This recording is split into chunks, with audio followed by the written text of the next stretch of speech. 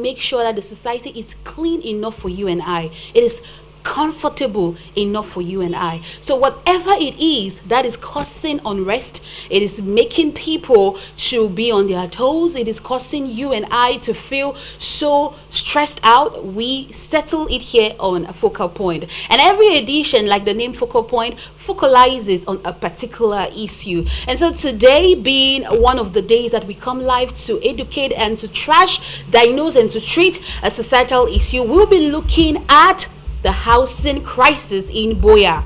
What can be done? The housing crisis in Buea. I'm very certain that so many of you who will get this talking point, will get this topic of discussion, would be thrilled because it is something that has been disturbing you and I for a very long time. Some of us do not even know who to turn to. Some of us do not know who to call. Some of us do not know the right offices to match into to table our worries when it comes to the housing issue. 10 years down the memory lane, Buea was a town where you could easily find a house, you could easily spot a vacant house. 10 years back, or even 5 years back, Buea was a place where if you even had 5,000 francs, you could live in a very comfortable place. But today, 5,000 francs, you cannot even think of getting a comfortable accommodation. So what has happened? Why is it happening? What can be done? Who do we turn to? Which office do we knock on and enter? That's what we are here today to talk about. There is a number on your screen because I am not all-knowing. So there's a number on your screen. What you do is you tell me what you think, send in a contribution. We do also accept calls. We are going to tell you when you can call us. And so those two numbers, MTN and Orange, are there for you to just feel free. Talk to us and let us trash this issue. I'm also not alone in the studio, ladies and gentlemen. I came with two dynamic young men. But for the start of the program, I'm just going to be talking to one particular individual. It's also been long we saw his face on TV.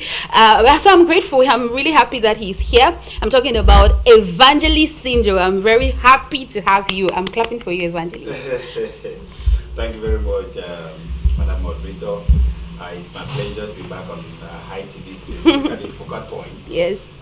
Which I have been absent for some time due to other exigency, professional exigency. Okay. But thank God I'm back here. Yeah. And it's a very nice program, Focal Point, where we mirror through the social, economic, cultural aspect of our community life. Yeah. And we try to say it the way it is. Yes. And we give our own little contribution and way forward. And I'm glad that today the topic we shall be discussing today is one that is really a call for concern. Exactly. Yeah, especially in the town of Buea, which is actually growing. So, and I hope that within the course of our discussion, we are going to give our own proposals, our own contribution. Okay. That our televiewers, those who are those who are even the stakeholders, the stakeholders as well. You know, the tenants, the landlords, the brokers. You know, those who are also standing a mediator between the tenant and the landlord. Also, they are going to learn something from it, and we all ameliorate the situation which is we currently find ourselves in. All right, Evangelist Sinjo, like I said when we started, if we were to look at Buea just 5 years behind, or let's just open the picture. Let's make a bigger picture here. Let's say 10 years behind. You're my elder brother, so you know how Buea was. You could live in Moliko just turning around one quarter. You know, moving from one house to the other, because it was relatively cheap for our parents to rent out houses, stay there, raise kids, you know, do a lot of things before they could build their own houses. So what suddenly to you just happened, and we are seeing what we are seeing today in Buea? Thank you very much, Madam Moderator. Let me quickly thank you, Memory Lane. Yes. I should say, if I've been in Buea for 20 years plus. When I look at the time when I came to Buea, let me say 1999 and early 2000, when you look at the population in Buea, Yes. It is not as it was in the year 1999 or 2000 or the 2000. And even look at the infrastructural development. Okay. The road to we didn't have the road at that moment, and so we are what's coming to road infrastructure and network. One who always think of the main boulevard. Yes. That was tarred, and again it was not even tarred. It was just between the earth road and patchy tar road that we have it. We equally had a road probably around in the 2002-3, which was finally tarred. And so you look at that, you see that the road network too was not developed. Thank God now we have other stretch of road that have been tarred. I'm talking of the Mayor Street. I'm talking of the road which probably going to the Central Market and going up around Bokwango, Buea town. In fact, most of those outlets have been open now, which means that we have experienced some kind of growth in the road network. Now talking about the houses, in the year 1999, 2000, the houses that we have now, it's no longer, it was not there. One could barely spot houses in Moliko neighborhood. Yes. One could go to support and barely count houses that are there. But now the situation has changed. We have the proliferation of houses that has been constructed everywhere. Buea used to be a cold place. Extremely cold. Extremely cold. Extremely cold. Yeah, extremely cold. I remember Buea.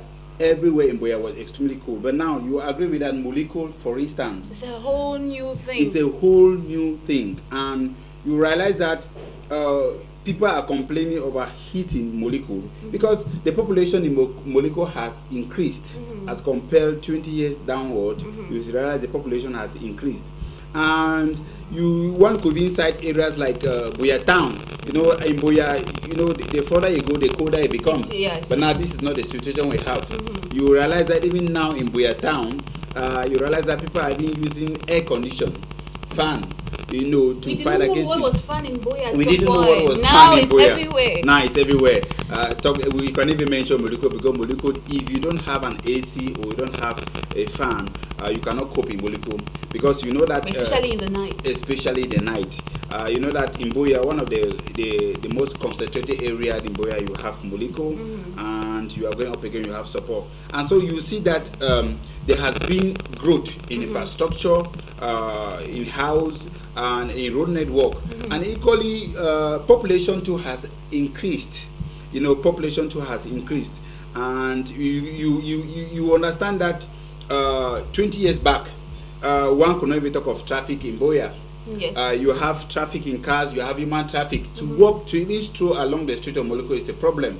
You have to tell someone, please, can I pass? Can I pass? Because you see that there's traffic and the population has grown. And one of the factors who has really contributed to this population growth in Buea, we have to understand that the crisis peaking the northwest and southwest has contributed a lot, given that Buea, which is part of the southwest region, somehow became a safe haven for many people around where they couldn't, you know, survive with the crisis. So that is what has really increased the population in Buea. And one thing I must commend here is that, in as much as I have increase in population, increase in population needs to come in increase in houses because people need houses to sleep. Then now, it's like it's a human right, I guess. Yes, of course, it's a human right. And so unfortunately, the construction of houses has been left in the hands of individuals. You go in other in other countries, let me say Nigeria for instance, you will see that most local government, they construct houses and give, they call it low-cost houses, and give it to the people there.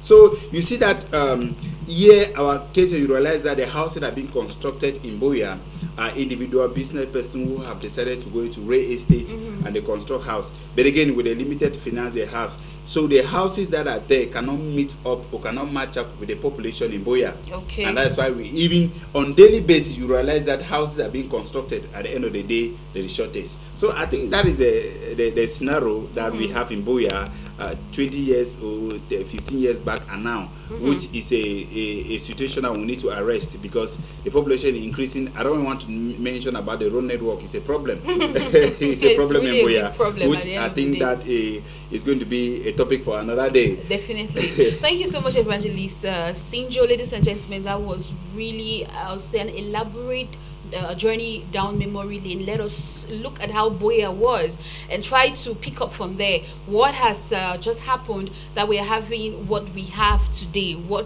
we're seeing today. And he has said, you know, he also mentioned the population growth, mentioned the roads, the crisis, the limitation in the number of houses that are made available for the people. Let's now meet our other guest who has successfully made it into the studio. We're talking about Prophet Wari, all the way from Limbe. Good morning to you, sir. Good morning. Good morning. I'm happy to be here. I'm happy to have you here. It's been a very, very long time. How do you feel? No, I'm great. I'm doing great. Okay. Prophet Wari, when you came in, you were listening to Evangelist Sinjo, and I'm grateful. He is not just a prophet, he is a broker. He is a house agent. Let's call it like that, a house agent. So today on this platform, he will be the mouthpiece of every house agent that is out there. He will tell us the reason for. We'll leave it at that. But Prophet Wari, before we get to that, let's talk about what Prophet Wari said. You heard him talk about why we have housing issue right now in Buea, and I do not know if you have something to add or something to subtract from that. Yeah, I think he has spoken very well and so explicit to our audience over there. I'm so grateful for the presentation and the facts that he has brought out concerning the limitation of housings in Buea. And not only Buea, I think in those regions that are not red zones regions in this crisis, because if we want to look at the influx of the population in Buea, Mutengene, Limbe, it is rampant. People lack accommodation because they look at those towns as a refuge zones. So those areas are free from all forms of gunshots and all forms of explosives, and we have more security in those areas. So because of that, the population in those rural environments are now in Buea, Limbe, Mutengene, and it has caused a lot of high demand for houses.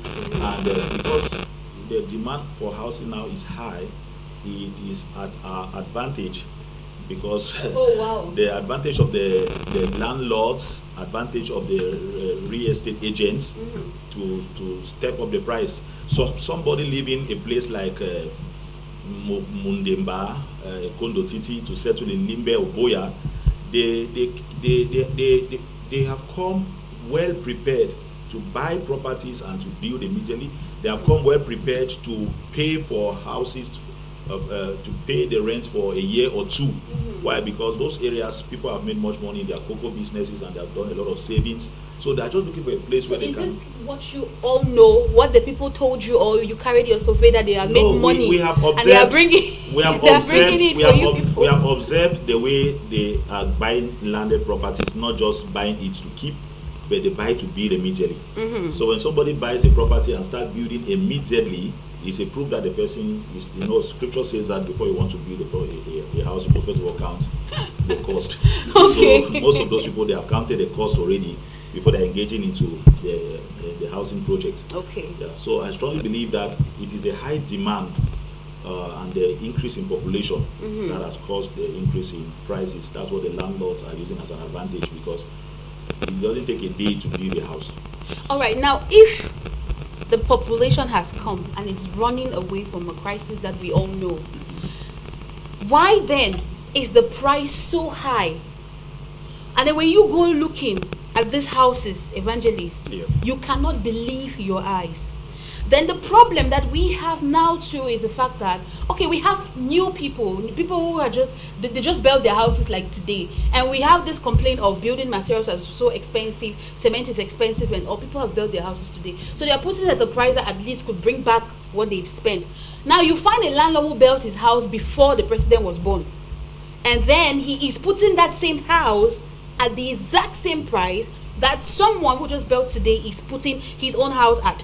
And then his house is water, maybe you sleep on the bed and water meets you there if the rain is falling, or you sleep on the bed and 1 minute you want to turn, your whole bed has like sand or whatsoever, the roof is falling or the walls are breaking. So at the end of the day, is it supposed to be like this, evangelist, that people will behave like this all in the name of it now favors us? Thank you very much. You see, the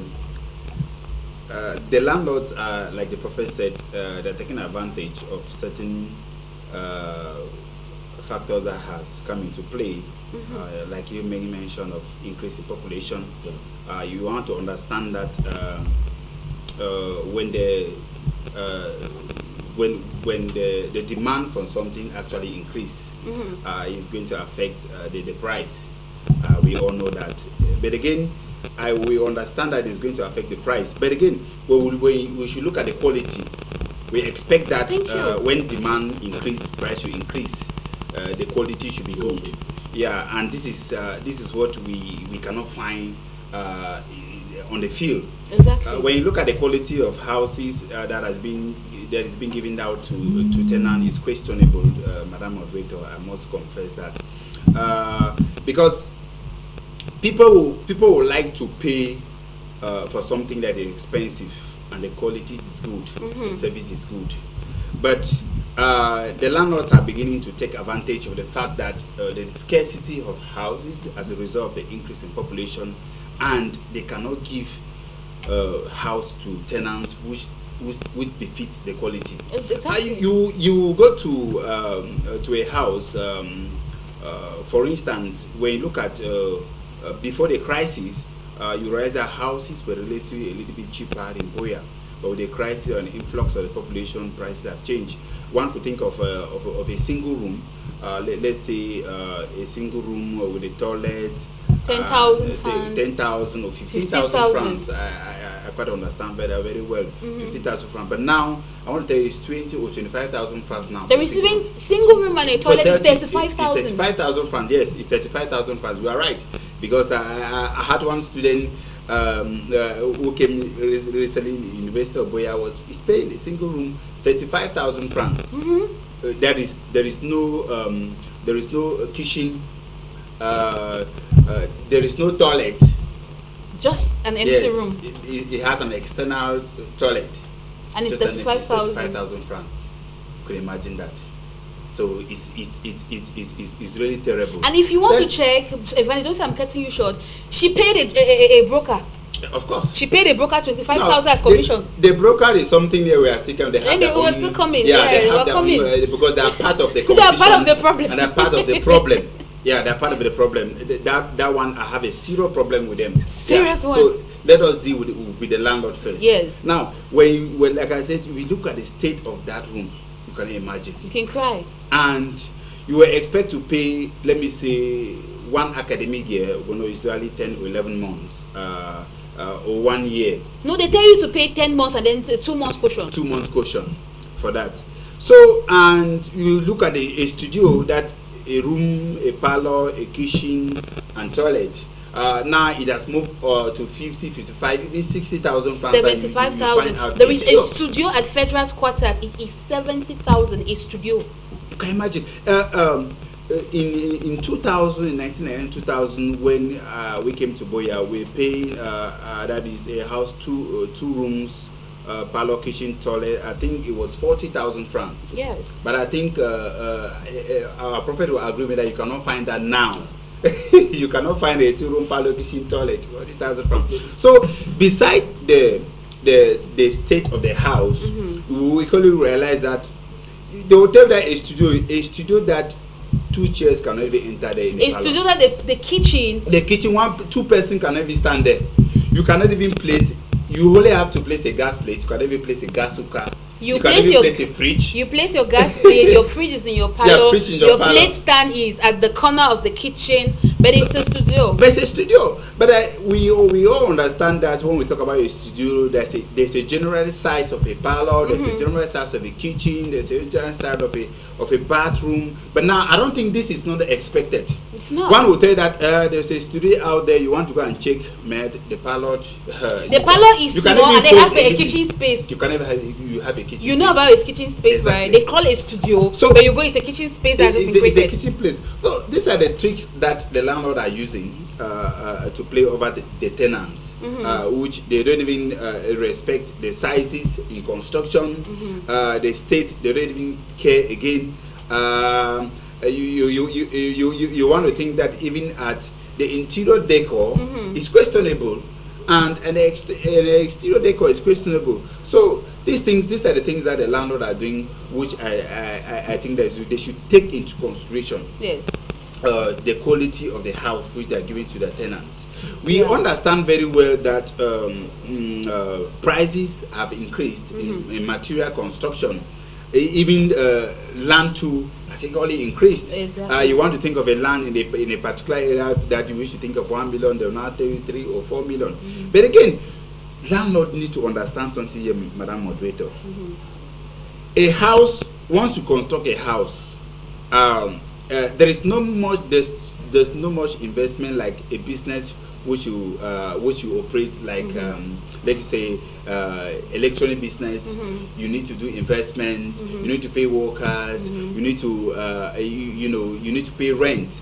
But again, with a house, you understand, when you construct a house, the only thing that landlords do there probably is renovation. And it comes once in a while. It comes once in a while. The renovation comes like you have to write an application before the renovation will come. They don't pay the bills, the tenant pay the bills. They don't pay, and then another thing and is, remember that even the renovation, the tenants are paid for renovation through caution.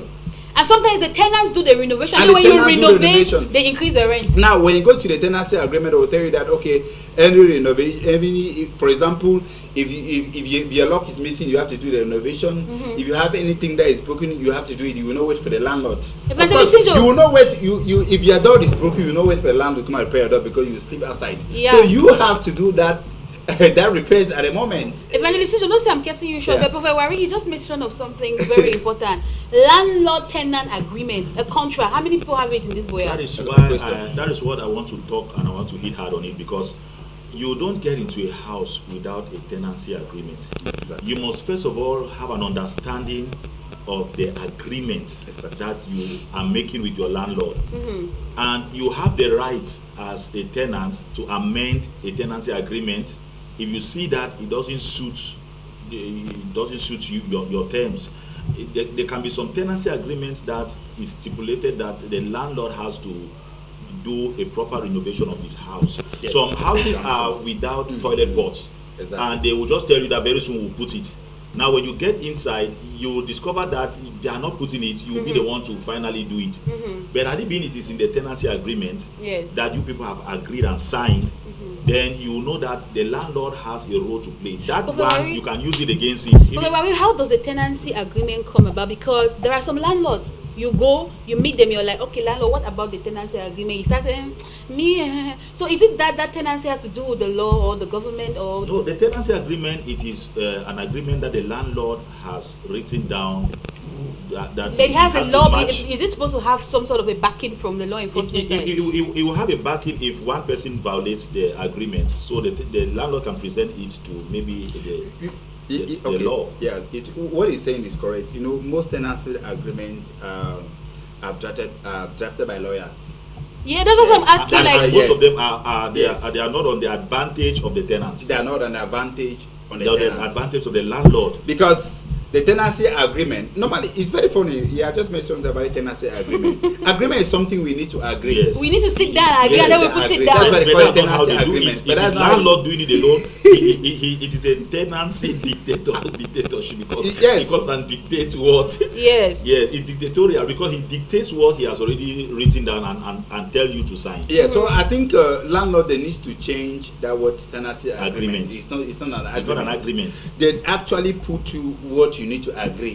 You You cannot accept, change what is there. So I think, and you most tenancy agreement you just see, and this is what they do. They try to bully you. They go and bring lawyers that you my lawyer will come and set you a tenancy to bully you, to frighten you, not to question. Yeah, not to question. This is what most of those landlords are doing nowadays. Instead of them sitting with the tenants to agree, they will create an office in the apartment. Then okay, my lawyer is coming today. You meet a lawyer. You know, by the presentation of a lawyer, a police force, you feel frightened. You feel you just submit instantly.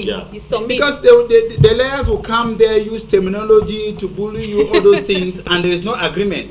At the end of the day, you always sign. You just sign what you see. But whereas we need to understand that all tenants they pay caution. And if you conduct a survey, you will agree with me that most people who leave their houses to transfer, they don't take their don't even come there. Evangelist, first wait. That one like that, it means like 2 landlords should be owing me. So yes. I don't want you to get me angry now. So I want to let me just point the point about this caution issue. They will not give the caution to the tenant which they are living. Now another tenant is coming in, they will not even renovate their house. They will ask for another caution. They will ask for another caution. No, what the landlord always do that is so technical is that they will tell you that when the next tenant is coming in, they will take the caution of the next tenant and give you. Meanwhile, they will never give it. Now, someone said something that pertains in Yaoundé, and I think maybe if we could get to the right office, because we understand that it is the Ministry of Housing and Urban Development that is concerned with something like this. And now they had a meeting, I think in 2022 or 2018, I cannot really place the year 2019 or so, where the former minister did say they are only coming in to implement. It is the local councils that have to go into the towns and make sure that the houses are convenient, they are comfortable enough for the people. They have to make sure the landlords are in synergy, like there has to be some sort of pricing. But we see that local government is not even doing that, because when it comes to this tenancy agreement, I believe that the government is supposed to be at the center of it all. Prof. Wari, what do you think? No, what you are saying is right. But most the landlords, they always have that superiority. They always feel superior over their property. Yes. And one of the things we fail to understand is that nobody owns a property in the state. No matter the house that you have constructed in a state, it is a state property. So the state has upper hand over your property. Some will tell you when you're about leaving, or when they're giving you a quick notice, that it's my house. So I will dictate when you leave, how you leave, and in what conditions you leave. And like you have no say, and you don't even know which office to go knock in and say, okay, sir, this is what I'm facing with my landlord, so what can be done? And most of them, they will give you maybe a 3 months a quick notice. At times, they will give you a month of quick notice. At times, they will even tell you that the next day you are leaving my house. I know of a situation where the landlady gave the tenant 1 week to quit, and she had to leave because the landlady was bullying her, but we don't know the right office to go to. We do not know who to call. We don't know, and some lawyers are saying quick notice is supposed to be 3 months without pay. Others are saying no, it's supposed to be 1 month renewable once. Are you supposed to be paying? No, it's just that we cannot really know we don't know what the law is talking concerning the quick notice, but I believe that is 3 months. Some landlords, I don't know whether it's the influence that they have or the money that they go and give. Yes. Because I've had an experience with the landlady to a point where the lawyer of the landlady advised me to just leave the house. You can imagine that it's not normal, that the way the lady is behaving, it shows that she's problematic. That man of God, I don't know what is wrong, but just leave that compound. Go for another place. Okay, we've been talking for about 30 minutes, and let's listen from those who are watching. Someone is asking the question, is there a housing crisis in Buea? Of course. Is there a housing crisis in Buea? There's a housing crisis in Buea. Yes. Okay. There's a housing crisis in Buea. And I also want to bring up a suggestion. I don't know. If the government can look into this issue by making sure that they passed a law for every institution or school to make sure they build hostels for the students that are in that establishment, it will help a lot in Buea. Just imagine that there was a hostel in the University of Buea. This number of years that the University of Buea has been here. University of Buea has got a hostel. I think they should increase it. Okay. I think they should increase it so that the students know that they are in the school hostels, and if they make it in this way, the institution can also make it in a way that it will not be so burdensome on the students by including the rents in the fees. So once you just pay your when fees, you pay your fees, your rent is inclusive. Everything is over. So you know that you are coming to the institution just to study, and you have an accommodation in that same institution. That's beautiful. So you discover that institution will have accommodations that are not far off from the institution. Thereby, it will help students to be punctual. When a child is punctual, automatically understanding is easy and the performance will be great. So I think that should be a law. Okay, so one person, the problem that we have with most of our all right, this one is Listress from Moyoka. She says, good morning, these people call house agents should not exist. And then she goes further to say, call landlords and landlady to order concerning rents. And then she also goes again to say some of them are very expensive. I'm thinking she was replying to what the Evangelist Sinjo was talking there. And Mola Gobina, according to him, let's all just move to the bushes and leave the landlords and landladies with their empty houses. Well, Mola Gobina, how is that possible? But I understand, because the houses are so expensive. The sizes, like Evangelist was saying, we are living in a kitchen or kitchen toilet, and we're paying 70,000. And then the conditions the landlords will give you, some to an extent I even prefer the landlords. Landladies, if you fall in the hand of a landlady, you will know Jesus is Lord and the devil is what casting away. I believe every house needs to have a dimension of its rooms. I think that the government not stipulate something like that. The dimension should be fixed. Yes. I don't know whether it's a 3 by 3 meters square per room or a 4 by 4, but there should be, because you at times you go to some rooms, they are like corridors to leading to a room, but that's the room. That's the parlor. That's the parlor. I think, Madam Moderator, sometimes I want to blame the government in the crisis of house crisis we are having in Buea, just like we are blaming the government for haphazard construction. When you look at an area like the Mayor Street, it is well designed. You can applaud that, how it is constructed. Yes, that's true. A lot of outlets have been created. They have been demarcated into blocks. They have been demarcated into streets. I think I must applaud those who took the initiative. The planning there is the amazing. Planning is amazing. Yes. Go to another area, Bomaka. And attest to the planning is amazing. Yes. Yeah, and we come to like Moliko, the center. You see that it's disgusting. Go to Buea town. In fact, someone as you turn behind, you cannot urinate. No, in Buea town, my front door is facing your toilet. It's facing your toilet. Then someone's kitchen is facing my parlor. Your parlor. So at some point you don't know what is happening. As you leave your room and you step out, let's say you open the windows, you're opening the windows, you're seeing somebody in the bathroom bathing. Exactly. Or someone. So like, this is the problem we have, and this thing also goes back to the Ministry of Urban and Housing Development, to our local councils are in charge of, because in the council there is a department of town planning. Yes. Agreement. Yes. But we have not been seeing them working in this area. So as the same disorder that they have folded their arm to see it, the haphazard construction, and I want to think that, like you rightly said, the council can come in to be like a mediator between the landlords and the tenants. They can come in. I don't even know if the government through the council actually regulate these landlords. Thank you, Prophet. I think that's the point. That's the reason we are here. Yes. Regulation of landlords in Buea. Yes, they don't regulate them in construction. That is, there are a particular parameter to construct in terms of house sizes. Where should they even build? Yes, they have to bring a document to say that this is a document that governs those who are to get into house construction. And so, but they don't even pay their commercial fees. Yes, so they need to understand that, okay, if you are constructing a single room, this is the dimension. Exactly. And a single room must has a toilet and a kitchen. They should impose on that. They should impose on that. Yeah. They need to understand that. You will not get up at 12 minutes, 1 a.m. to go and urinate outside. It's risky. Yeah. Especially now. It's risky, especially now. They should understand, they should make it clear to landlords that a studio should be 2 rooms or a room, a parlor, kitchen, toilet. These are the dimensions. and for an apartment, these are the dimension and so on and so forth. So this sector is not under control, and that is why you see there is not a particular fixed price for a single room, for a studio, an apartment. Everyone determines what the person at his own will, he has own will. You go to a house, the kitchen is bigger than the parlor. The kitchen price. Now we have those who have store. There's a price control, and they usually go down to the feet to control the prices.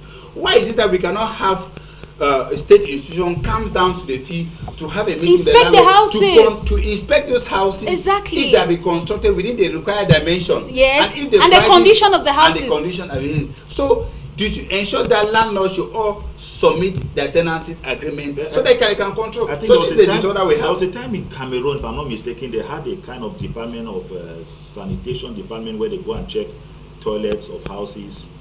Yes, I think it is under the council. Yeah, but I think there should also be a department like that to check houses. There should be an expert. There should be an expert. I think town planning can. I mean, the government has that department. So eventually, what we're trying to say at the end of the day, beautiful viewers of high television, there should be an expert who even comes and looks at the blocks and say, you see this block, it will this, it will wither this, or it will break. So either put it down. And we used to see these big X's that the Buea Council has put, stop work. After a while, work continues. What happened? Why is the work continuing? Why did you first stop the work? And why is the work continuing? And then you find houses being built in swampy areas.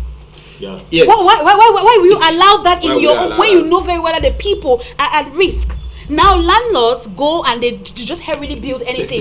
You enter a house that has been newly built and water is still pouring on you. You enter a house that has been newly built and the paint is already going off 2 weeks after you got into the house. Yes. And when you complain and the landlord tells you he cannot do anything because that house like that was just built two weeks before you came, so what do you want him to do? So the government really needs to sit up. Really, the local government, the Ministry of Housing and Urban Development, we are aware of the fact that you said you only come in to implement, but maybe you have to step in now to actually make sure that there is a body, there is an office. Yes. I was even talking about an office created in the local council that has to do with the drafting of a landlord-tenant agreement. Yes, so let's go and sit there together and we draw it up. Exactly. So we are actually making an appeal to the authority that they should come in and regulate these sectors. The landlord, I don't even know, real estate business, land and housing. There is a business venture, and by extension, are supposed to pay taxes. That whether this landlord they pay taxes. They don't. That's why you cannot even talk. And the government is watching how they are exploiting Cameroonians, tenants that they don't even pay taxes. And they bully tenants with police officers. They bring law enforcement officers to bully tenants. There is, I think, in every council there is a particular fee that every landlord pays annually. Though it is so minimal, that they pay to the council annually is very, very minimal. So if they do pay and then the council will we are yet to see the council designed to the field to approach landlords.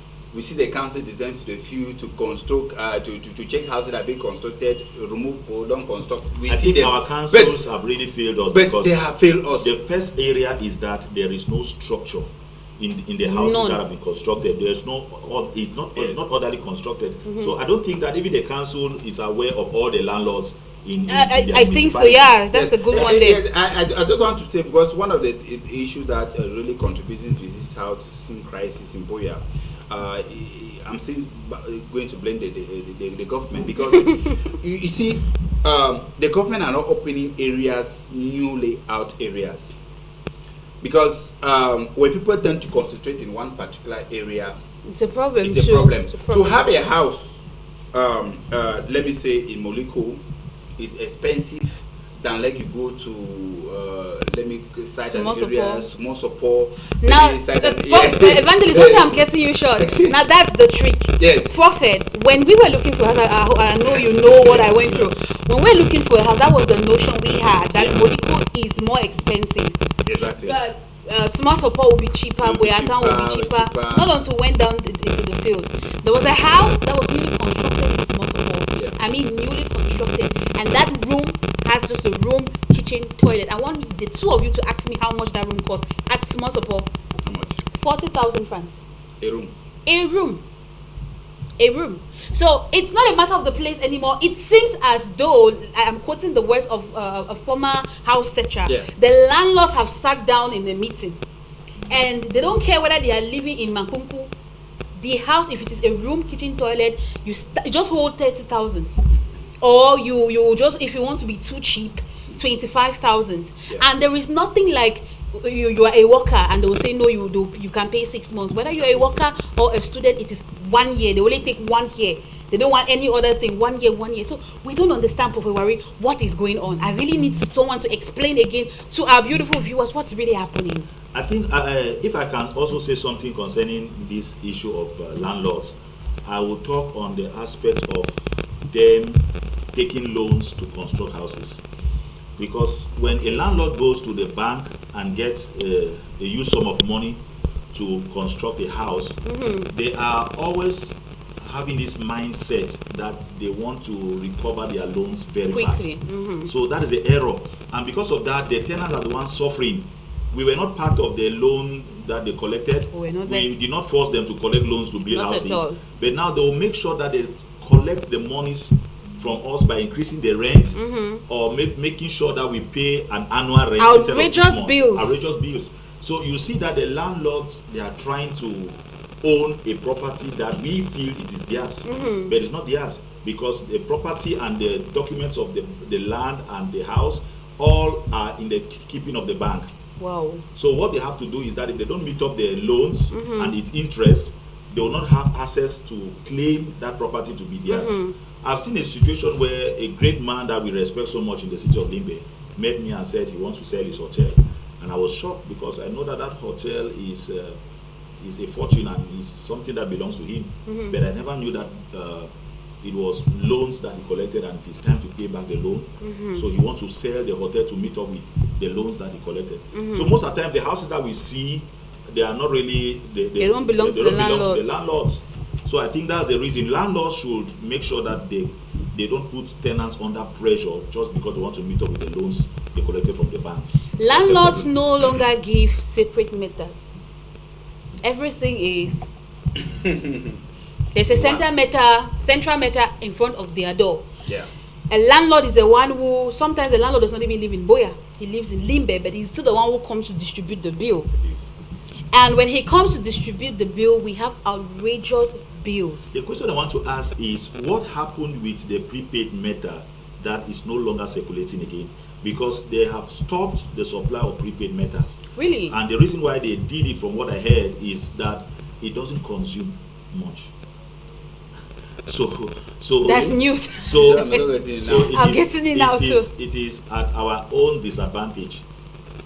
If we don't enjoy the prepaid meter, it means that they want us to be paid more bills. Exactly. So the prepaid meter doesn't consume, and they have noticed that since it doesn't consume, the clients are the ones benefiting from. So they have introduced the old meter.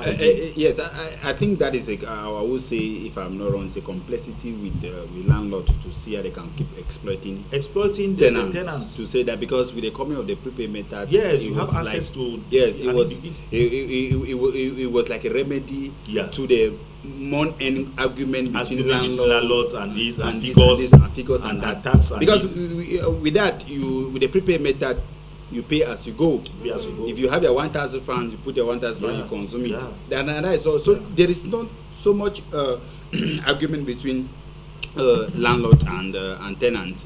And like now you can buy anything and put in your house. Yes. But before, the second they see a fan, they jot it down. They have increased your electric bill by 1,000 francs. As you bring a fridge.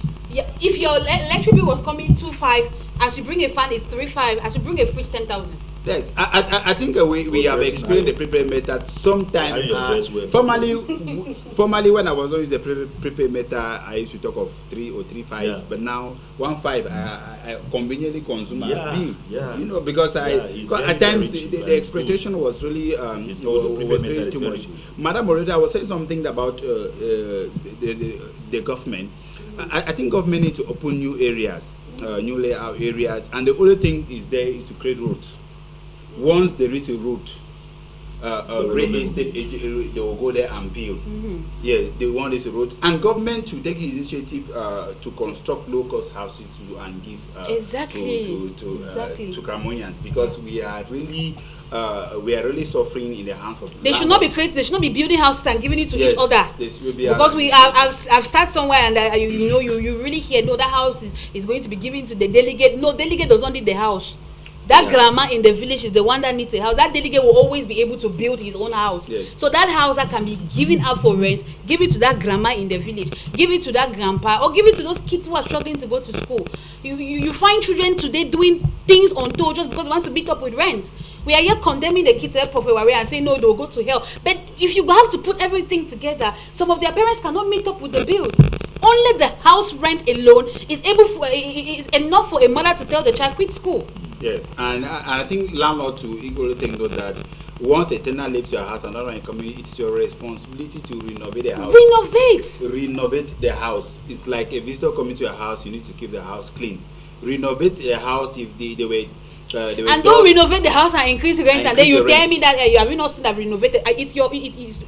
Now we don't know what you have the caution, because I think the caution would have been used for renovation. Yes, that is the purpose. They don't refund the caution and they don't use it to renovate the house. Yes, because I've never seen a situation that a landlord comes at the end of the year, say they want to renovate their house while the tenants are there. They only manage to renovate when the tenants are left, but. It means that if you stay in the house for 5 years, that house will not be renovated. But I want to think that if you go in most of those tenancy agreements, they will say that renovation, extension, breaking, and whatever is part of the responsibility of the landlord. But they never do it. And not also only renovation, they should modify. Their houses. Now we have staff ceiling that they put now, staff houses, good tiles now. But some people are just archaic. They are just. I know. And yet they are increasing rent. The next day they'll come and tell they're increasing. On what grounds are you increasing? You get into a house, you pay 20,000. 6 months later, the landlord calls you. He's adding rent 5,000 francs. Landlord, what happened? He cannot give you an explanation. The worst is if you do not have a landlord tenancy agreement. Now 6 months again, he calls you and says, no, that house is there like that. He's increasing to 30,000. And if he wants to talk, he tells you it is his house. You can carry him anywhere. It is his premise. Now we all know. They always write caution refundable. Now we all understand that when you're about leaving the house, the landlord is supposed to come with a technician. They look at the house to see if you've destroyed anything, and the cost it's going to incur for them to fix that thing. By the time they sum everything up, if it is, let's say, 20,000 first and you pay 50,000 caution, they're supposed to give you 30,000 because he's supposed to use 20,000 to fix the house for the next person. But now you call a landlord, Prophet Wari, landlord, I'm leaving on Tuesday. What about my caution? He asks you, what caution? He asks you, have you not been in my house and spoiling that? So apparently, if you even hit the house with a nail, your caution is lost. I think if I may say something again, aside landlords, if we are working in any establishment, the establishment should take it as a responsibility to make sure that the workers of that establishment are established. Okay. Yes, because there's an establishment in Limbe where if you are working there, the first criteria, the first condition that they will put on you is you having a plot, and they are not telling you to go and borrow money to get a plot. They get money, buy a plot for you, and start deducting a certain percentage from your salary. So as they are doing the deduction, at the same time they are assisting in building the foundation for you. Wow. So by the time you work in the company for 5 years, you are living in your own house. Wow.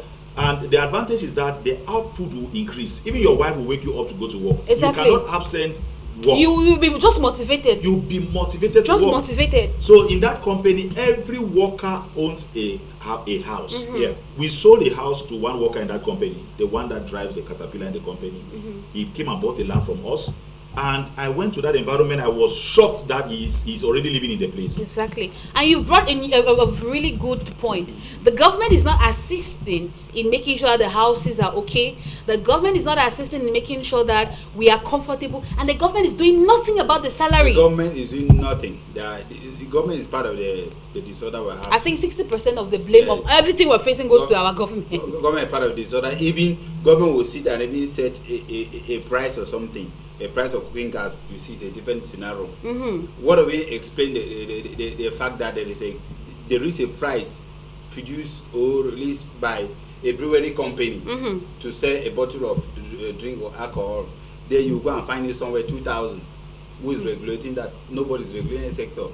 So what account for? So we are in an economy where everyone is just increasing, doing things at their own will. I think there is no control. It all boils down to bribery and corruption. Exactly. Because even if they send a regulating agent, they will regulate the agent in the field. Yeah, this is the right one. Professors are regulated. As you are going to regulate, you'll be regulated in the field. Because people know every means to shut them out. Yes, because what do we account for the fact that a building that has been marked do not construct, even demolished, yes, for demolished, they are still constructing.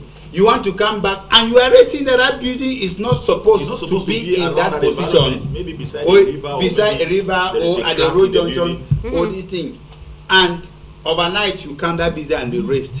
And when the busy and be raised, when they want to open the building, they will call the same administrator to come and cut the ribbon for the building. And he will cut the ribbon. And they will pay him. The same person who said demolish.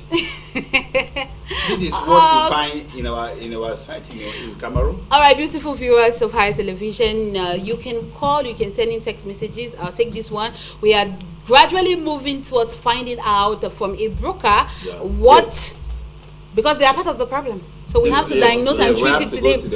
Okay, this one is from Dr. Fobela. He says, housing crisis in Buea. What can be done is let us harmonize prices, and also we should follow up by those of housing and town planning. He goes further to say the council too should ensure people build at right sites. Contracts should be signed as per duration of payment made. Dr. Fobela, all the way from Bangem.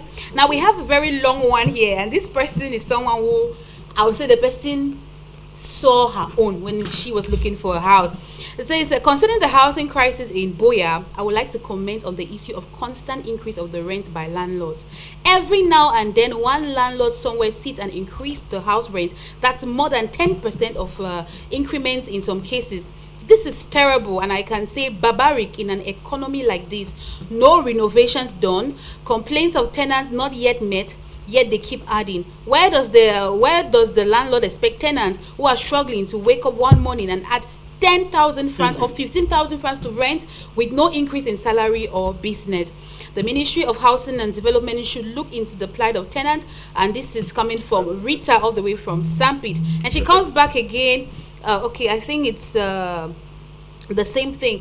And this is it's really painful, because at the end of the day, if you look at the document that was sent out by the UN talking about housing, the UN says it clean that a house is supposed to be at least 30% of a person's income.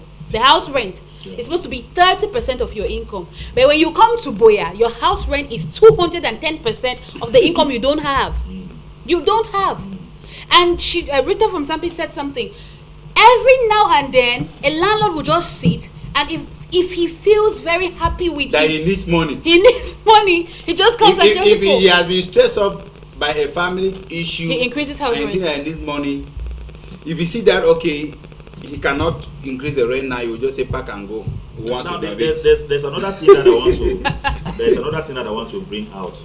You see, most landlords at times they are so technical in the way they treat tenants. And one of the ways that they treat tenants that is not really nice is that they will make sure you come and you pay the annual rent, and when they know that the rent is coming to an end, like 2 weeks, and you'll be paying maybe monthly rent now, or maybe they tell you to pack out. They'll tell you that they have a child abroad who is coming back. Or they want to renovate. They want to renovate because they know that when you leave, the next tenant coming one year. 1 year. Exactly. Yes. So that's a strategy they are using, which is not healthy at all. Yes, what we're saying, that landlord, they should learn how to renovate their house while the tenants are there. It's a responsibility. And landlord should stop being technical, please. So, if you want somebody to leave your house and the person has paid you a year rent, by the 6th month, start telling that person that you see this house like this in 6 months time. Yes, this is my plan. I want. So if you intend to stay here, animals. yes, if you intend to continue staying here, what you can do is I can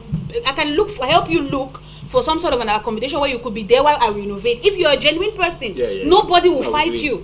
Because if I'm living in the house, I would love for that house to be beautiful. I would love for that house to look good. So if you tell me that you want to renovate the house, why will I not give you space to renovate your house? Yes, I live in the house where probably the landlord had to increase the rent, and this was his basis. He came and did external renovation and installed security camera. Then he said, okay, we have increased the rent. Why did you increase the rent? We have painted the house, we have installed security camera. Of course, security camera, those are the things that you need to bring. Sometimes the landlord, there are times that there are some services that you need to give to the tenants free. Exactly. Yeah, there's still you need to give. Everything is being paid by tenant, be by the water, by the electricity, by tenant, everything by tenant. At least you have mentioned water. Compensate even. We pay houses 40,000. We don't have water. And our water does not flow, but you pay water throughout the year. Yes, you pay so water 1 year. You pay so 1 year water bill. You pay your water as you go. No, they'll tell you that no, there's water. Then they'll tell you, in Buea, water crisis is the problem. So you just pay, and the water comes once or twice a week.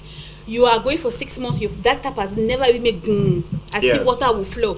Landlords in Buea, I don't know, Prophet. Are you organizing a conference anytime soon? I think you see the reason why some tenants go to churches and start raising prayer points against the landlords. Exactly. As though they are witches and wizards and praying for landlord to die. Just because of the how can your landlord die in a sister? It's just because of the way the landlords are treating the tenants.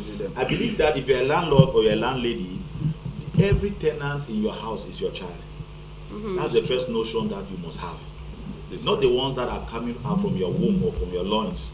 So you are treating the tenants as though you are treating your biological children. Yes. So what if those were your children living in your house? How will you treat them? Will you send them away without notification? Will you increase the rent? Or if your own children end up to become tenants tomorrow, how do you expect your children to be treated? Life is a karma. Whatever thing that you sow, that shall you also reap. Exactly. Yeah. So I think they should have this notion that when people come under your roof, they are your children. Yeah. They are your children. So take proper care and treat them well. Now, when it comes to this issue of eviction, when how many months should a landlord give a tenant? Ladies and gentlemen, don't worry. We are bringing legal documents on Friday, where we're going to have a lawyer, and we're still going to have our panelists here. So today was literally us just setting the ground, setting the ball rolling about this issue of housing. Now, setting your mind, because there's a lot we need to learn, a lot we need to actually also remove from our minds, because sometimes the tenants too, you are the problem. Exactly. You give a landlord a lot of trouble, and so he acts irrationally. So if we are asking for a landlord-tenant agreement, will you be able to abide? Because there are some tenants, they wake up at 5 a.m. and start playing the loudest music. There are some tenants, they leave the house in such a demonic condition. Yeah. I've met a landlord in the field too who said the reason why he had to kick those tenants out is because of the poor house sanitation that they were doing. That sometimes he is coming to inspect the house, and you see children's dresses that has been in the house for 2 weeks just in front of the door. Then the house that was so beautiful, he painted it. You need to see the painting now. So people even hit the walls, break the walls to do all sorts of decoration. And then when you're going, you're asking that man to give you caution. What caution after you've literally destroyed his house? So the tenants too, you all too are a very big problem. In as much as the landlords have got a lot of excesses, but then the tenants are not free. I was talking with a landlady, and she said she cannot give her house to some particular set of people because she noticed that they will come there and erect a shrine. just imagine you have a building. Prophet, are you serious? Yes, some people rent your house, and in that house they have a temple inside. They have a shrine. Oh my God. So the husband just bashed in and saw them doing their worship in a shrine. Jesus. They have put some type of statues in the house. They are making some kind of noise in the night, and other tenants are there. They are not comfortable. So if you want to do things like that, I think you can own your own property and do whatever you want to do, not in the house of the landlord. So because if we are calling on the government to come and regulate the landlords, just also know that the government will have to regulate you, the tenants. Like someone said yesterday that the tenants should actually have some sort of an association. And I was like, only the very tenants themselves will not even agree having the association, because there are some tenants, there are some people, if you go to their houses, perfect, you will not be able to drink water. And you can imagine what the landlord goes through. Like Prophet was saying, some of them take loans. Yeah. They take loans to build these houses. Evangelists. Yeah, exactly. And then they come and they see the way you are rough handling the house. Property, yeah. It's a house that he's thinking that maybe if you stay there, maybe he will renovate only after 2 years, that he could gain some money. Yeah. You have destroyed the destroyed house in total. completely. He has to come and renovate. Tell me why he will not give you a bill of 20,000 or 100,000. That's the problem. They are the problem. Yeah. Evangelists, I'm sure you must have it's seen a true. situation like that. Some tenants are the problem. They at times they come in with they cause a lot of become a nuisance. Every day, police officers are in front of his door. Yeah. Or you're fighting all the time. Or you're fighting with your girl. And- I've been in a compound where they said they don't want a guy. Yes. They want just a leader. I said, Madam, why? He said because the guy that was there, he was always fighting with his numerous girlfriends. So they don't want. So that is it. And tenants must understand that when you get to a house, you don't have to deform it without the permission of the landlord as well. Don't try to break the kitchen to match it with the parking store. Some people have now. Everybody wants the TV on Yes, in the wall. On the wall. You go and break a very big hole because it is your father who gave that landlord money. Those things, build. those TV on the wall, you can do it professionally without even causing big holes on the wall. So some people will go and use a nail or a hammer and begin to no. You are trying to deform the house. So the tenant need to. They need to understand that they need to be when it comes to the house, they need to abide to the rules and regulation. And there's something too about this tenancy agreement, like we were saying, a landlord need to look at different terminology. They need to understand that when a tenant comes before you, it should be something that you discuss with the tenant. Read out the agreement. Do you have anything to say? Are you comfortable with this? If I am even going into a house, I think the best thing I should do is. Are you okay with it? Because an agreement with A will definitely be different with B.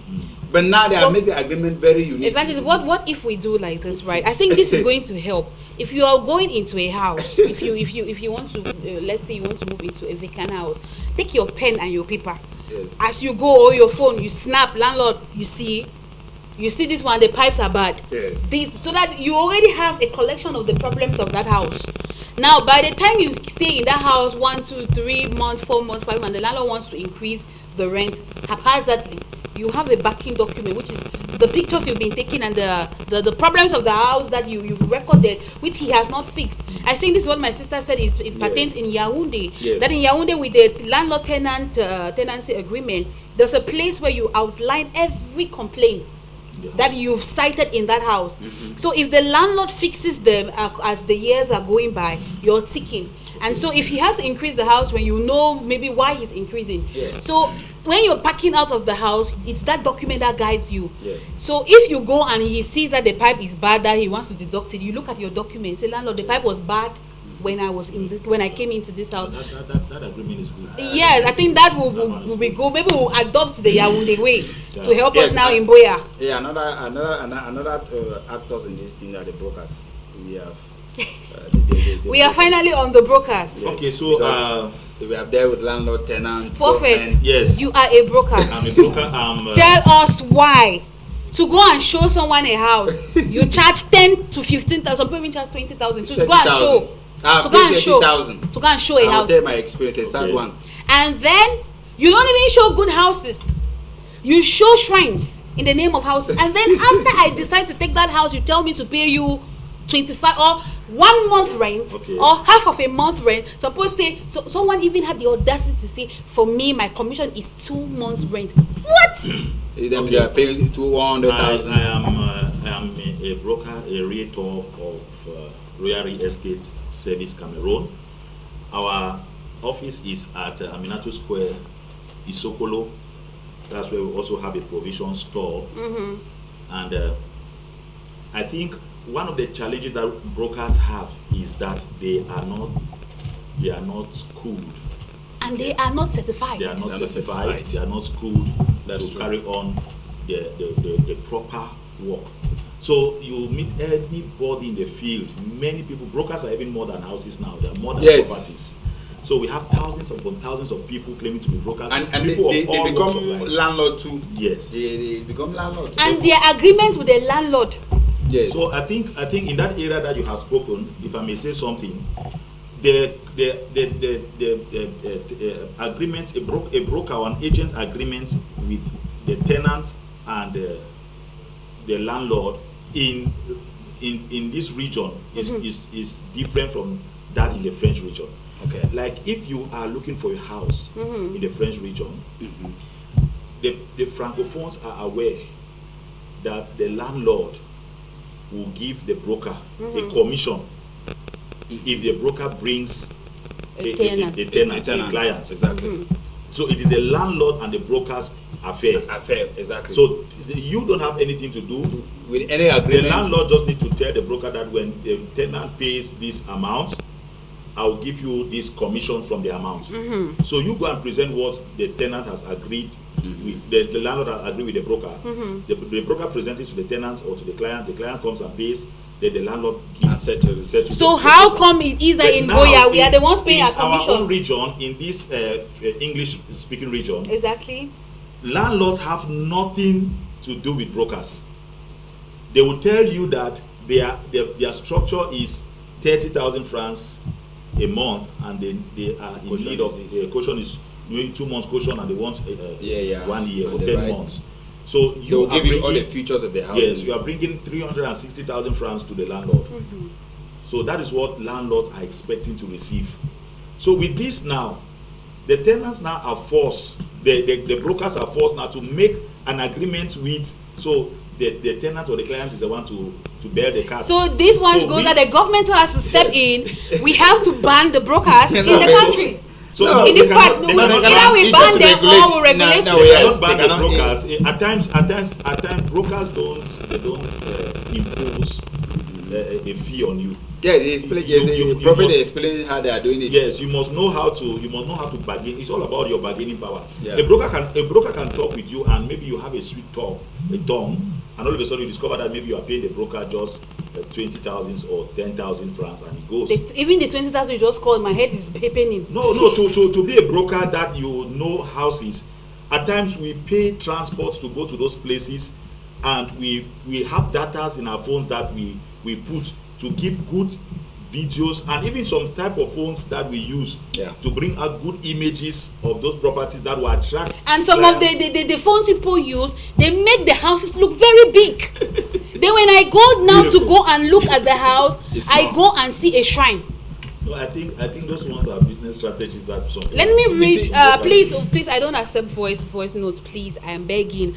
This one says, housing crisis in Buea. What can be done? Let's build more houses. Thank you very much, Dr. Etienne, coming in with this. It says, addressing the housing crisis in Buea, exploring potential solutions. As you may be aware, the lack of affordable and adequate housing has become a significant challenge for the residents of our beloved city, and it is crucial that we explore potential solutions to mitigate this crisis. The housing crisis in Buea stems from a combination of factors, including rapid population growth, limited urban planning, and insufficient investment in affordable housing projects.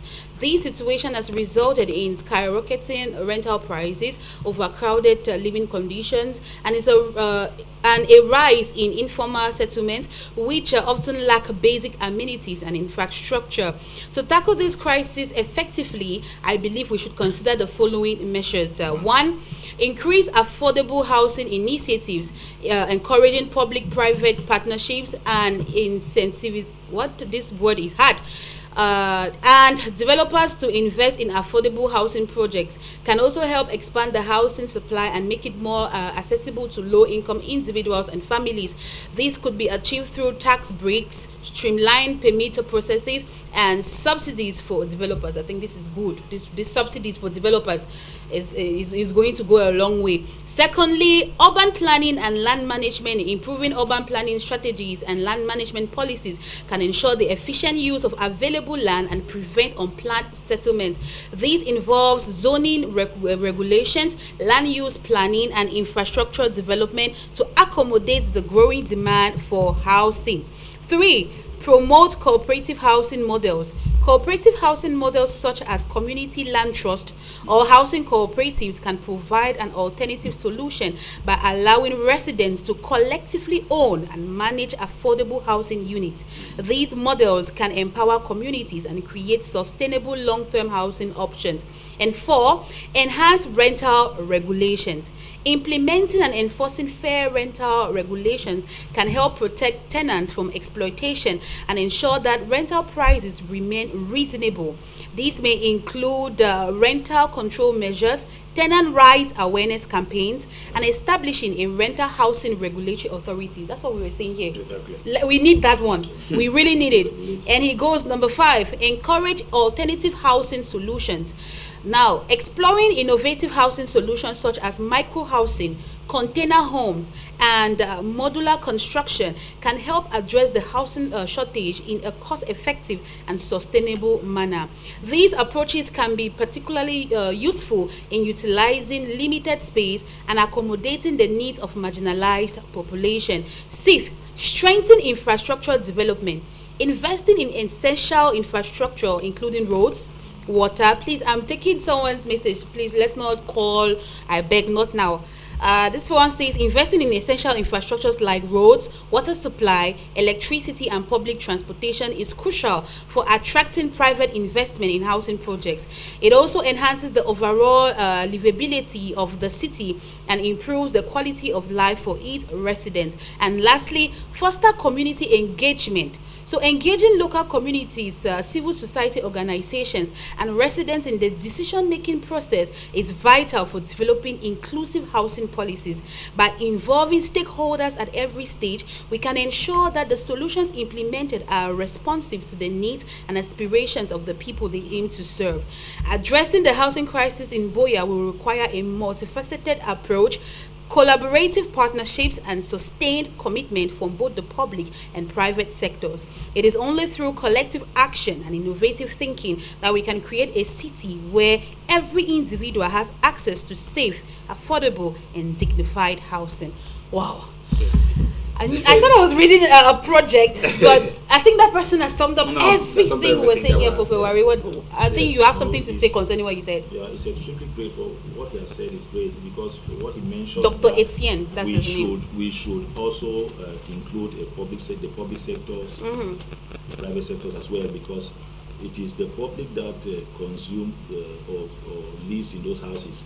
So they will stand a better chance to bring up their pain or their experiences that they have had in the field. So I think if we want to allow the government to do it all, we will not really get the best. We will just be left hanging. The government needs to work in collaboration with the Will the government accept to work in collaboration with the private sector?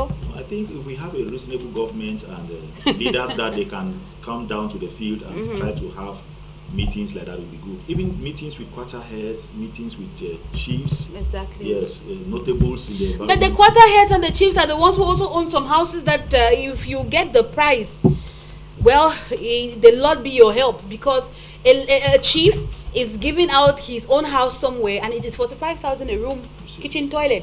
So who do you want to work with at this point? There is a house just here in Moliko. It is a room toilet and it is so small, but that room toilet is 40,000 francs a month. I think what we'll only do to solve this problem is that we'll build our own houses and put it very, very cheap. I think no, the government has to help us. Yeah. The government has to help us. So like, that we become an give us lands at cheaper rates. Give us the documents, because in Cameroon, before you buy a land, it's a problem. To get the documents that stipulate that land is your land, it's a problem. Because now we have the issue of people reselling lands that have already been sold. Now this is where now the broker comes in. No, I have a problem with the broker. This is where the broker comes in, because brokers are facilitators to properties. Yeah. We are not just having interest in the monies of clients. You know, the ones we know are having interest in the money of clients. Our main role is to make sure that we act as intermediary between the landlords or the property and the buyer and the seller of the property. So we put ourselves in between to a point where if we discover that a property is so high, we can step in, maybe a landed property, and talk to the owner of that property. Okay. Reasons why it cannot be sold at that cost, at that amount. We have reasons. If the property is not beside the developing area, yes. If the property is not beside an accessible road, or it doesn't have electricity, or there's no water supply in that environment, and you are selling a 500-meter square piece of land for 10 million, it cannot go that way. But what you're saying, I've experienced it with just one broker. The person who actually gave me the place I'm staying at. So the landlord is puts the house at a particular price and says he wants a year, and this broker tells him it's too much. Yeah. Because the broker was the one who said, please take this house, put it 6 months. Yeah. You will easily get somebody. Yeah. Because when we went there and we're trying to negotiate, the broker was like, as we, you know what I told you, right? It's not easy to have somebody who pay a year. Things are hard. So try your best to take it like this. But our problem is, that's not even the issue, even though it's a very big issue which you've addressed. A broker will take 10,000 francs and he has to show you 3 houses. 10,000 francs and he has to show you 3 houses. Okay. And the 3 houses. Yes. 1 minute. Okay. You see, Madam Moderator, Yes, the sir. broker will not like to hear this. He will not like to hear it. He's a I'm broker. ready. Brokers are riches more than landlords. Agree. Their business is becoming very lucrative. It depends Yes, on, I'm going to explain to it you. depends on their Yeah. strength and enthusiasm. Their business is becoming very lucrative. Exactly. We have land brokers, we have house brokers. Some are even both. Some are being car brokers, or other brokers. Even But- store but brokers. if you are dealing with if you are a land broker, you definitely want to deal with houses as well. So those by the way I'm goes also to a the traveling consultant. consultant. Now, this the brokers, they are doing a good job, but I want to think that they are also taking advantage. They are part of the problem. Okay. And they are part of the problem that is taking the same advantage which a landlord are taking, but they are not considerable. They are not honest. They are not organized. They don't have an association. They don't. They In don't even Buea have a here. certificate. Yeah, The government does not even know them. Yes, the government don't know them. In Buea here, they are, so you cannot count brokers We that have an association in yes, probably maybe they have. We have an association in now. Ibe forever. Yeah, they don't have an association. What I'm saying, I'm taking the case of the truth Buea is that here. we have a lot of clandestine brokers. That is it. In And- every field of life, we have clandestine people. A broker. There are people who put on military uniforms and they are doing control on the road. Meanwhile, they have never gone to any recruitment. No, but that one is not as painful as the brokers in Buea. We don't know what brokers charge for a single room to go and show. We don't know what they charge for a studio and an apartment. We don't know what they consider for to charge for their fee. We don't know what they take into place. Everyone will just tell you 30,000 francs, 20,000 francs. 2 months 2 rent, months, 1 and month, this thing. half Now, month if worth a of rent. broker, if a broker charge you 30,000 francs, later now if you are paying 100,000 francs, you are paying 2 months rent. That is 200,000 francs. That is 230 they has made within probably just 1 week. Not even 1 week. Imagine you go and show the thing to the person, and the person pays now, and you go and show it to another person. And sometimes they show one house to 5 people. They show one. So I think that is the So job now they are doing. this is There's no problem of this is saying the one house to dishonesty people. that I have with these brokers. The first Call thing is them that- house agents. When you call them brokers, Yes. you're giving them a very nice name. No, we House are agents. Yeah. House agents. House agents. Now, I paid 30,000 francs to a broker To just go and show a house. to go and show a house. You And have money. yes, of course, you know, sometimes with the housing crisis in Buea, we don't have any choice. Yeah, we don't, definitely don't have any choice. So now after paying the 30,000 francs, the agreement was that I'll pay 30,000 francs. If I'm not okay with the house, they will show me another one. So I'll be on the list. If there's any house, they will show it to me and propose to me. Okay.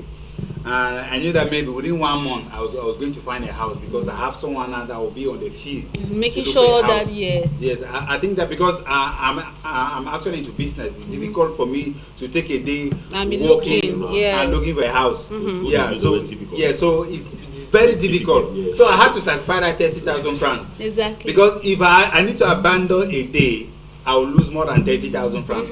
You understand? I will lose more than 30,000. So to me, I said, no, let me just give you 30,000 francs at least within 1 month, because I had 2 months to do. I had 2 months to get a house. I said within 1 month I must have a house on my taste. Seeing the condition that's given to me, that pay the 30,000 francs, we are going to give you variety. We show.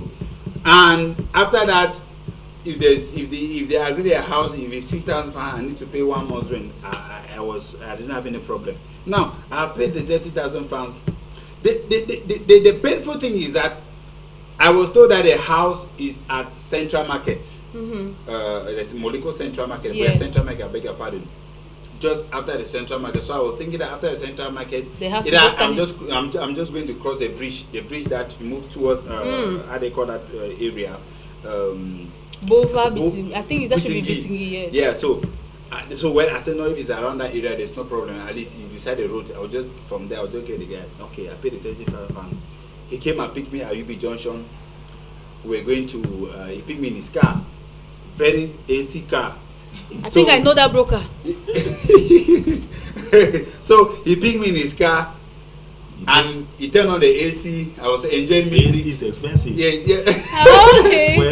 He said, okay, let me first of all pay his 30,000 francs. You paid. I remember it's 30 francs. We charges to him. So there's no problem. I'm comfortable that this is the first broker that I've seen that is going to help me locate a house. So the house was beautiful. It was good. Everything was good. Now we arrived at Central Market, past the bridge, climbing. There's one Baptist church where you are moving towards Bitingi. I know where this story. I know the end of this story. We arrived there. I said, he said, no, we are going. There's one village called Koke. I'm telling you that I know the end of this story. That is where I went there to search a house, but this is not the description you gave me. Most brokers in Buea like this is not the Central Market. You said it is at the Central Market, and this is the description you gave me. We're not even at Bitingi. We have passed Bitingi.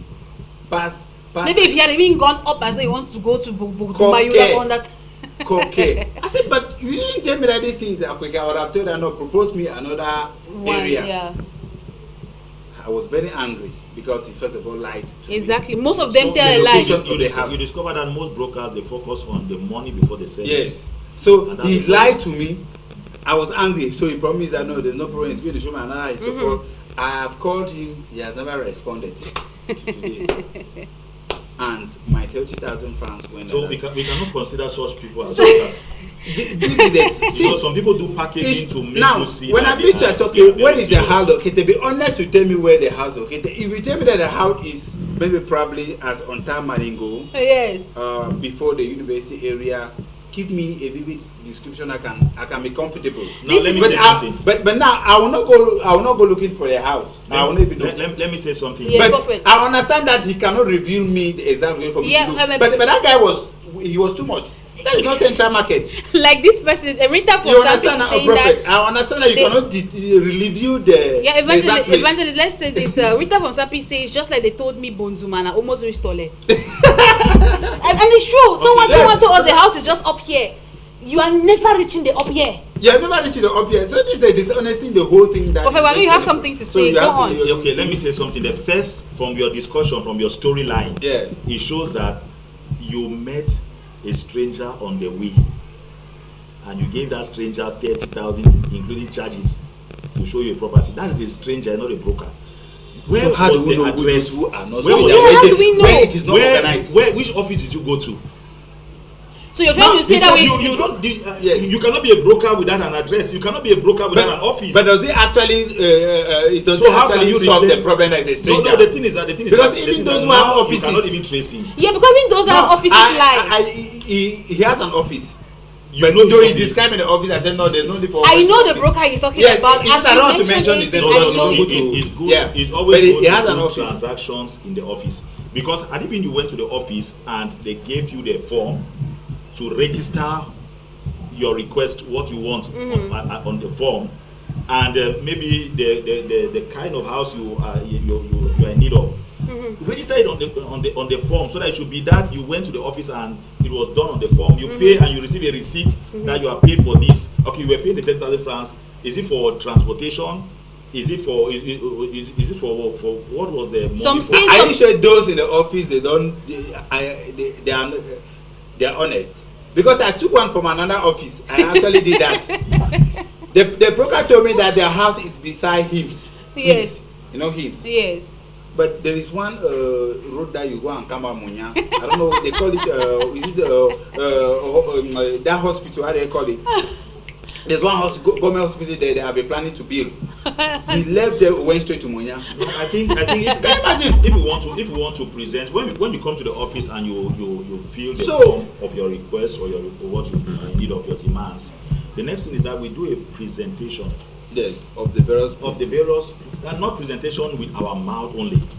We have a video presentation for you to see the various houses. Buea house agents have videos that are so beautiful.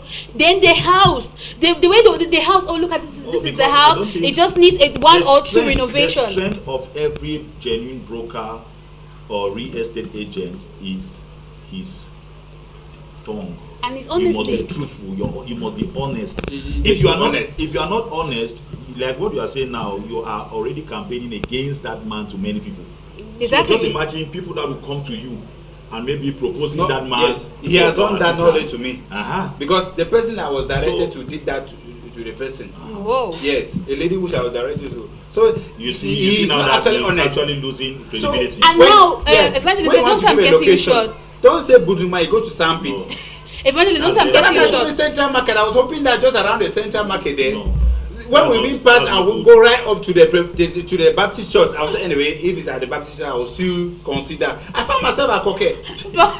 Evangelist, wait, hold on. Now, Prophet Wari, you said something about the fact that the real estate agents, the brokers, or the house agent, whatever they call themselves, they are supposed to just make a commission. But there's another problem that I don't know if you're taking note. Not only do they lie, not only do they fraudulently take you to places that the house was supposedly not there, they actually increase the rent themselves.